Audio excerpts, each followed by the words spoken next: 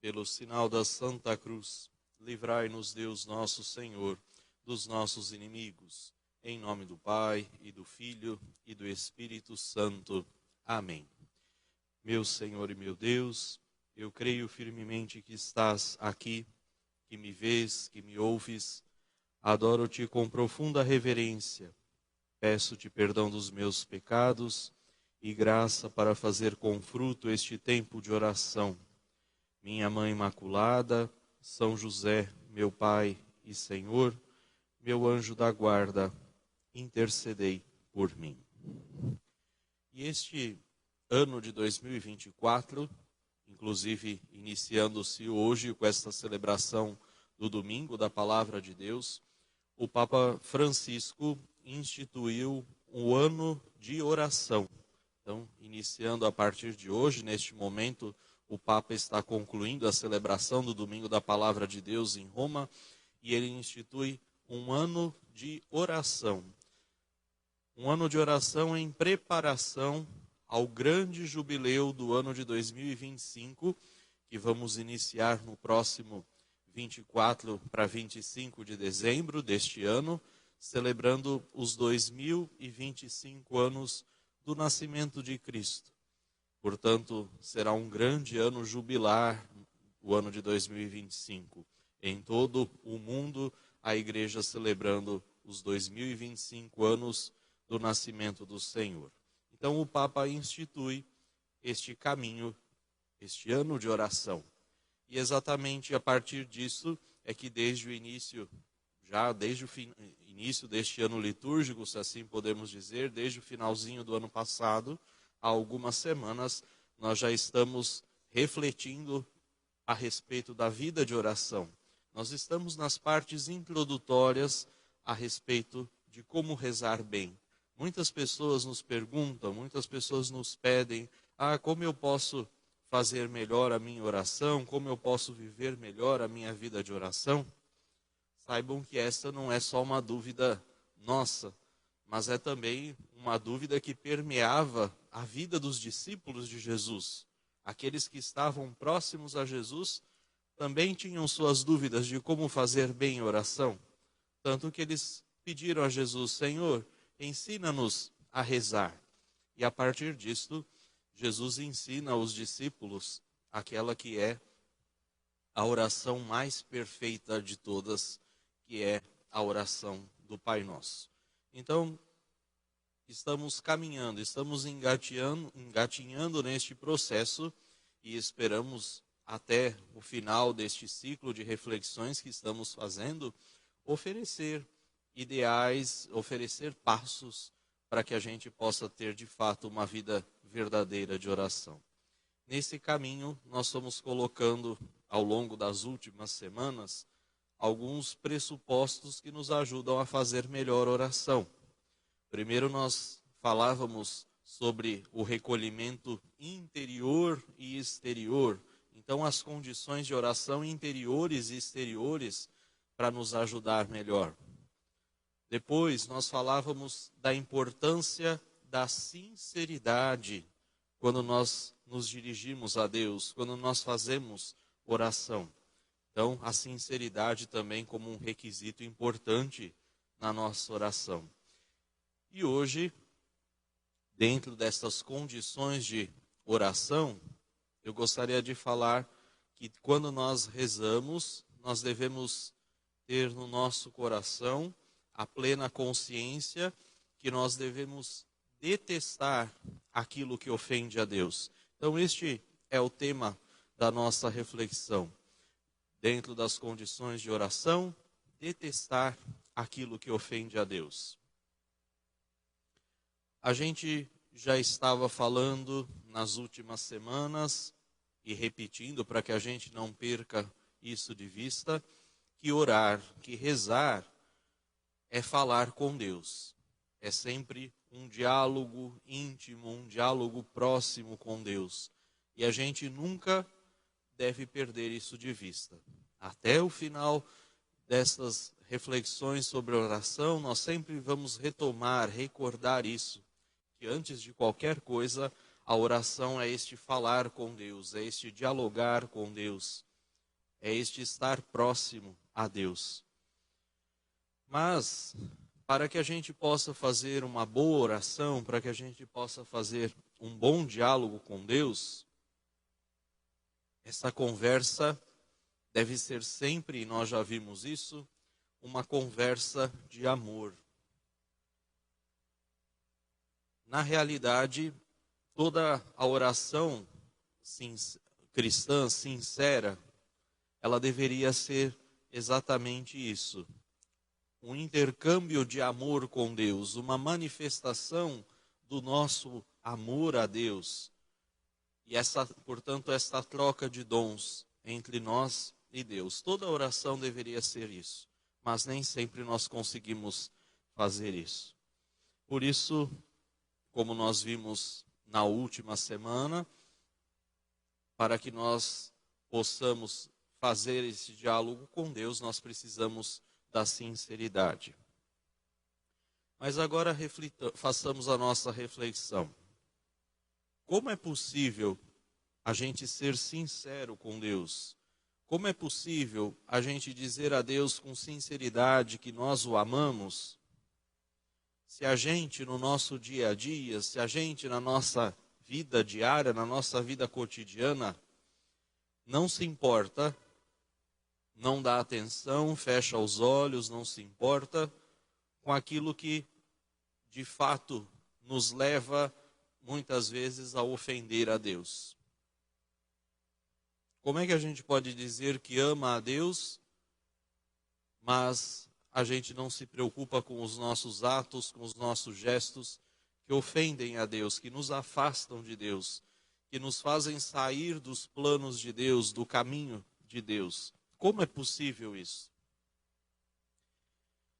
Seria como se a gente dissesse o tempo todo: Senhor, eu te amo, mas a gente continuasse com frieza, com muita tranquilidade, a colocar em Jesus os espinhos da sua coroa, os pregos na sua mão, nos seus pés, como se furássemos o lado toda vez que a gente diz: Senhor, eu te amo, mas a gente continua maltratando o nosso irmão, a gente continua ofendendo a Deus na pessoa do próximo, a gente continua se afastando de Deus, a gente continua levando uma vida que nos destrói e destrói as pessoas. Então, seria como isso. Ou como a gente diz no nosso dito popular, seria como morder e assoprar. A gente diz que ama a Deus, mas ao mesmo tempo o ofende, o machuca.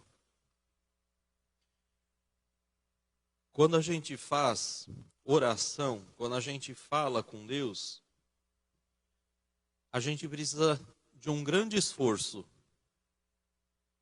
para que dentro de nós, para que no nosso coração não haja qualquer tipo de duplicidade.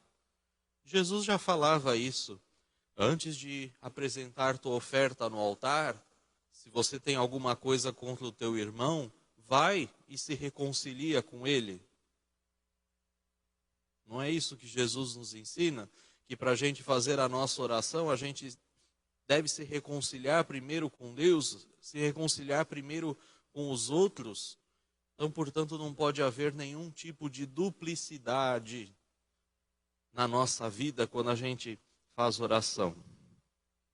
Então, o primeiro requisito para que não haja essa duplicidade é exatamente o nosso tema de hoje. É detestar o mal, detestar a maldade.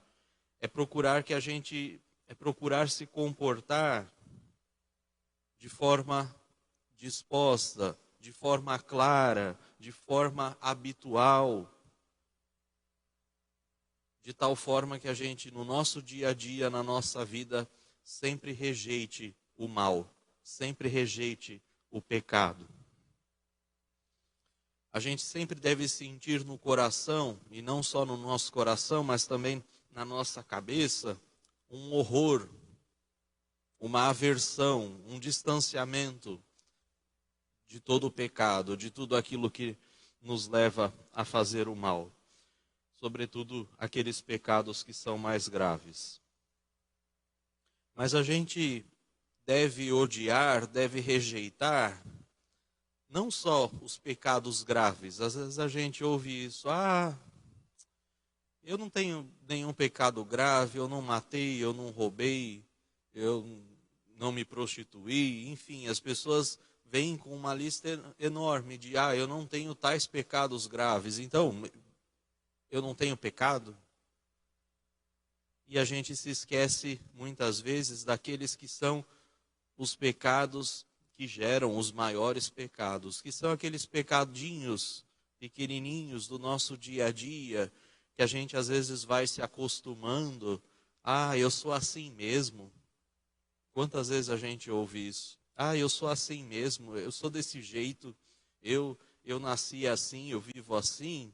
Então, é uma coisa normal. Às vezes a gente acha até engraçado, a gente acha bonito um pecado ou outro das pessoas que convivem com a gente, porque aquilo vai se tornando normal.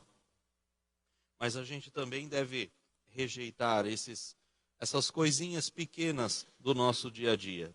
E todos nós, sem exceção, temos na nossa vida um punhado desses pecados veniais.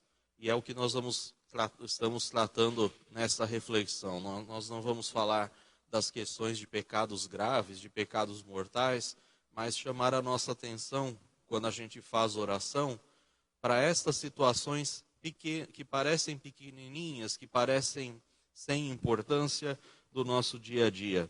Mas são situações que vão se prendendo à nossa vida, vão se prendendo à nossa alma, como se fossem aquele musgo, aquele bolor, aquela coisa que vai roubando, como se fosse uma planta parasita, vai ali crescendo junto conosco e vai roubando a nossa energia, vai roubando a nossa seiva, vai roubando a nossa vontade de amar a Deus, de amar os irmãos, vai nos enfraquecendo, sobretudo vai nos enfraquecendo em relação ao amor, vai nos tirando a vontade de amar, vai nos tirando a vontade de nos importar com as coisas, de nos importar com aquilo que nós fazemos.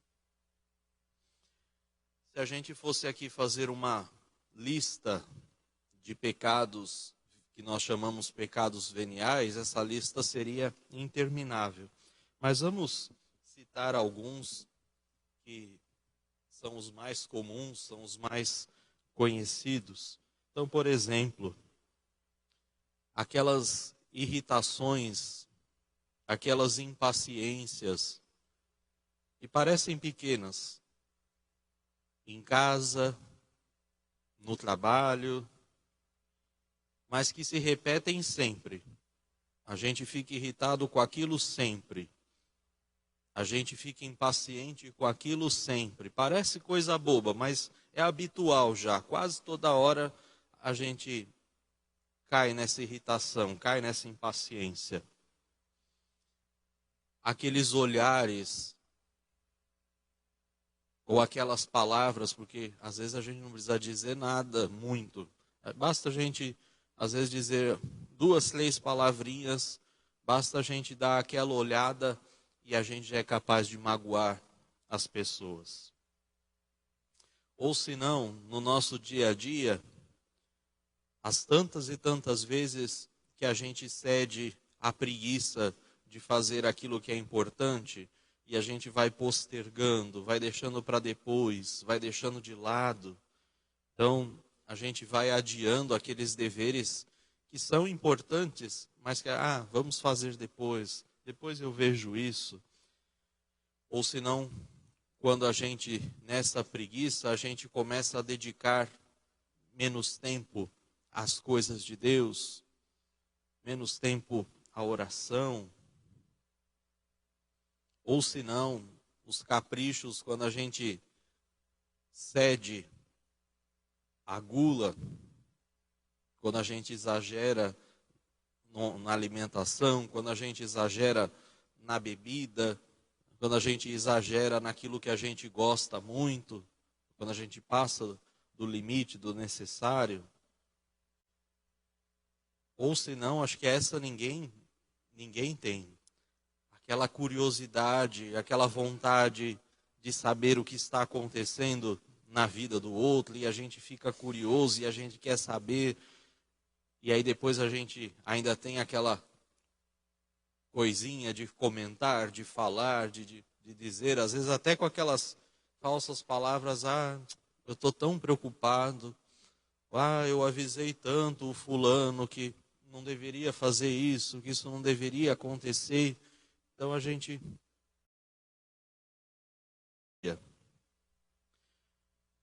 E pior do que essas coisinhas do dia a dia, é quando a gente tenta se justificar diante dos nossos erros.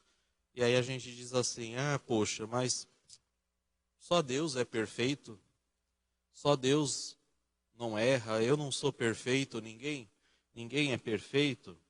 É verdade. Ninguém é perfeito, ninguém acerta o tempo todo. Todos nós, em algum momento da nossa vida, da nossa caminhada, nós vamos errar.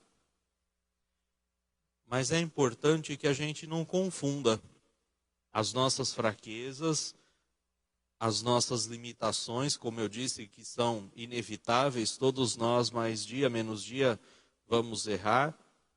Isso acontecia até na vida dos grandes santos da igreja. Todos temos limitações, todos temos dificuldades.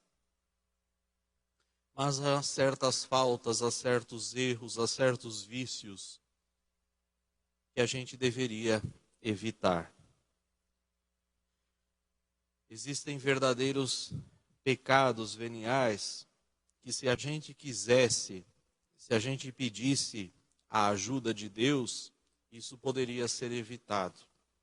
Alguém agora pode estar dizendo, mas que besteira falar sobre isso. O nosso Papa Francisco iniciou, inclusive nos dias que eu estava em Roma, ele iniciou uma série de catequeses que tratam exatamente sobre isso. Sobre os nossos vícios, sobre os nossos pecados e sobre as virtudes que podem nos ajudar a combater estes males nas nossas vidas. Então é um tema atual falar sobre isso, segundo o nosso Papa. E é preciso também que nós, como cristãos, primeiramente, e depois a nossa sociedade como um todo, recupere esta noção de mal, recupere esta noção de pecado, porque nós estamos vendo as consequências de coisinhas pequenas que a gente faz, mas que podem refletir no todo da nossa sociedade, da nossa cidade, do nosso mundo. Nós vemos como atitudes isoladas, como pecados pessoais, podem refletir no mundo como um todo. Então é importante, como dizia Santo Inácio, a gente retomar, a gente redobrar esta consciência de pecado.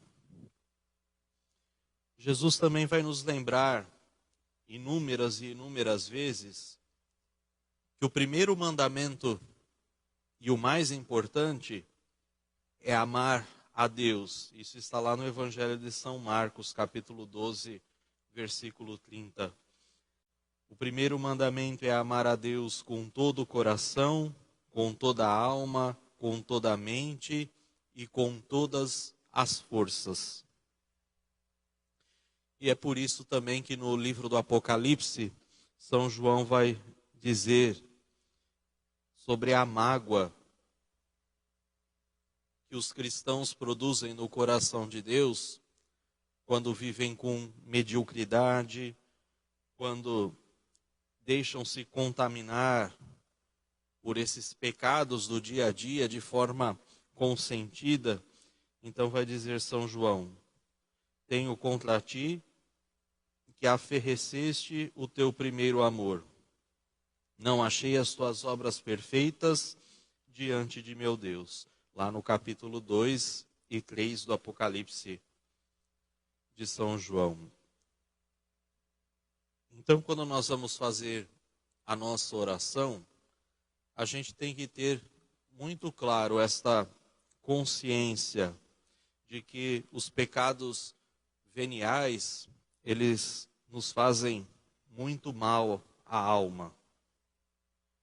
Não nos esqueçamos que é incompatível falar com Deus, nos dirigirmos a Deus, dizendo que amamos, quando a gente guarda no nosso coração, quando a gente carrega na nossa alma, estes hábitos, estes costumes que são pecados, que são ofensa a Deus.